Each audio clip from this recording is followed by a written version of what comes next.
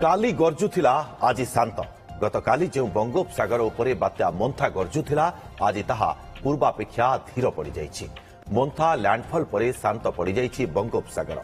आंध्रप्रदेश उपकूल समुद्र में गतकाली भली आज आउ से उग्र रूप नहीं समुद्र राति मोन्था स्थलभाग छुईला सकाळु सकाळु धीरे धीरे स्वाभाविक अवस्था को फेरुछि।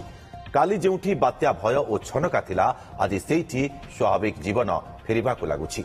मत्स्यजीवी माने समुद्र कूल आसी निज जाल सजाउछंती एवं माछ धरिबा पई प्रस्तुत हेउछंती। वर्तमान समय तेबे काली गरजुथिला आज किंतु शांत पड़िछि।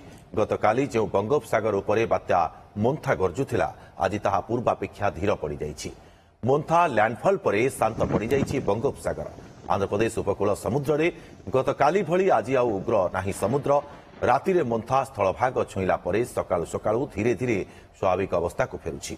काली जोठी बात्या भय और छनका थिला आज सेठी स्वाभाविक जीवन फेरिबा को लागुछि। मत्स्यजीवी माने समुद्र कूल आसी निज जाल सजाउछंती एवं माछ धरिबा पई प्रस्तुति हेउछंती। तेबे आपण देखुछंती उभय दृश्य आमे देखौछु। काली केमळी भाबरे गर्जन करुथला धीरे धीरे गतकाली सकाळे समुद्र अशांत हेबा आरंभ करिथिला जेहेतु बात्या मोन्थार प्रभाव रहिथिला।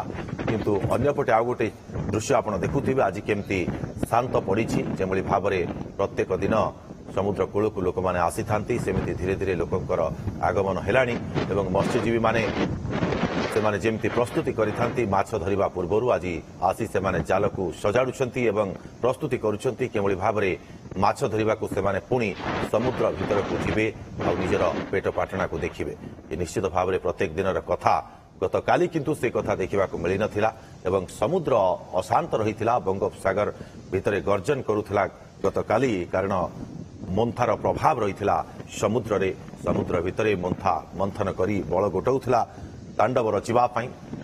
किंतु आज से चित्र आउ नाही स्वाभाविक होइछि। धीरे धीरे स्थिति सेठारे शांत पड़िछि एवं लोक माने मध्य धीरे धीरे समुद्र कूल को आसुछंती। मत्स्यजीवी माने जो माने समुद्र को निर्भर करी निज पेटपाटना पोषि थांती सेमाने मध्य समुद्र कूल आसी पहुंचबारे लागिलेनी।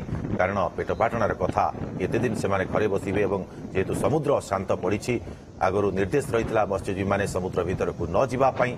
किंतु वर्तमान समय से स्थिति आउ नाही। समुद्र जेतेबेले शांत पड़िछि बात्या मोन्था चाली जाइछि सेतेबेले धीरे धीरे प्रकृति रूप बदलैछि एवं वर्तमान समय से स्वाभाविक स्थिति को फेरिछि समुद्र उपकूल।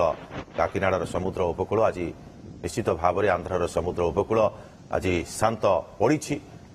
स्थिति स्वाभाविक होछि धीरे धीरे एवं प्रत्येक दिन जो भाव में रही था स्थिति से स्वाभाविक ढंग को चली आसी। आज चित्र देखिले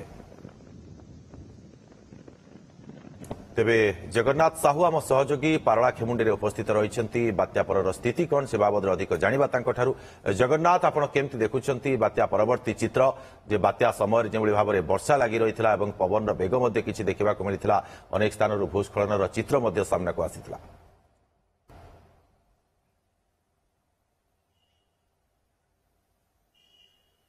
देखो गतकाली लैंडफॉल करबा परे आंध्र उपकूल गजपति जिले में वर्षा लगी रही प्राय राति सारा झिपझिप झिपझिप वर्षा लगी रही एवं वर्तमान समय वर्षा बंद हो जाइए किंतु तापरे भी आकाश मेघाच्छन्न रही।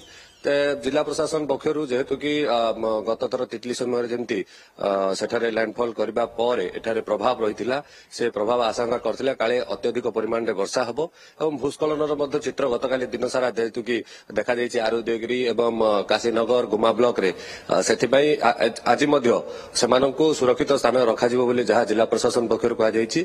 वर्षा संपूर्ण छाड़िबो एवं जमती पाग ठीक हेबा परे सेमानंकु छाड़ा जिवो। गतकाली प्राय 227 आश्रय स्थल प्राय 10,000 रु ऊर्ध्व लोक रखा सहित 160 जन गर्भवती मान रखा एवं 140 जो वल्नरेबल प्लेस जोटि भूस्खलन होबार आशंका रखा से स्थान गुड़िक लोक मानक संपूर्ण भाव इभाकुएट कर दि जाइए। कारण वर्षार स्थिति एबे भी मेघाच्छन्न जेहेतु रही केतल भी अत्यधिक वर्षा हो पारे जेहेतु लैंडफॉल प्रक्रिया पर वर्षा होबार चांसेस अधिक रही रेड अलर्ट जारी कराइला। तो वर्षा को धरी जो भूस्खलन अंचल गुड़िक सुरक्षित भाव रखा जायछि ता सहित अन्यान्य विषय को जदि देखिबा जिला प्रशासन संपूर्ण भावे तैयार ही रहिछि जेतु कि जिला प्रशासन पक्षरु पूर्वरु ही कहा जायतिला जदि लोकमानंकर समस्त समस्या को जेभली गुरुत्व सहित दिया जिवो जहाको नै प्रशासन पक्षरु डाक्तरी टीम जमति कि पशुधन सुरक्षा का टीम एवं समस्त प्रकार टीम को आगुआ ही पंचायत स्तर रु जिला स्तर निश्चित भाव जगन्नाथ जहाँ सूचना आप प्रदान करुछंती जदिओ से स्थिति नाही किंतु वर्तमान समय स्थिति स्वाभाविक आड़ को गति करुछि तथापि पाणीपाग विभाग वार्निंग आज रही अनेक जिला को रेड वार्निंग रही येलो वार्निंग ऑरेंज वार्निंग जारी करा जायछि पाणीपाग विभाग तरफ वर्षा हेबार संभावना रही जगन्नाथ आपण जो सूचना प्रदान करुले जे अनेक स्थान में काली भूस्खलन चित्र आसीथिला तेबे केउ स्थान में गछ पड़ी रास्ता अवरोध होइथिबार चित्र सामना को आसीछि कि केउ रास्ता बंद होइछि कि यातायात ठप हो जाइछि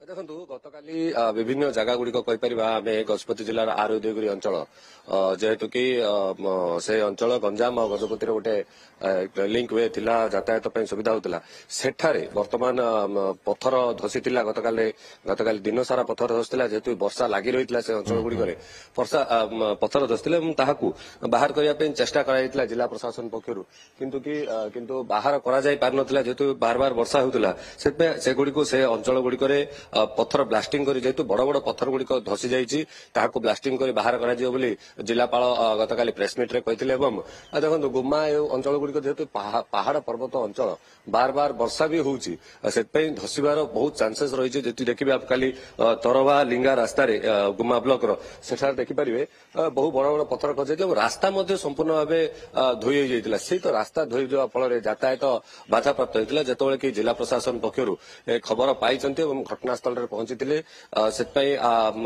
ग्राम्य उन्नयन विभाग एवं पूर्त विभाग पक्षर समस्त व्यवस्था कराइला सेठारे जेसीबी मेसीन हाइवा मेसीन समस्त रही माटी पकई ठीक कराइला किंतु पुणी थे जिते वर्षा होता धोई जाइए आज से गुड़ी पुणी थे ठीक करा यातायात जो जगन्नाथ पुणी तो वर्षा हबार संभावना रही पाणीपाग विभाग अलर्ट रही वर्षा हेबा नहीं तेबे केमिति कोन व्यवस्था ग्रहण करा स्वाभाविक केमिति करा से रास्ता को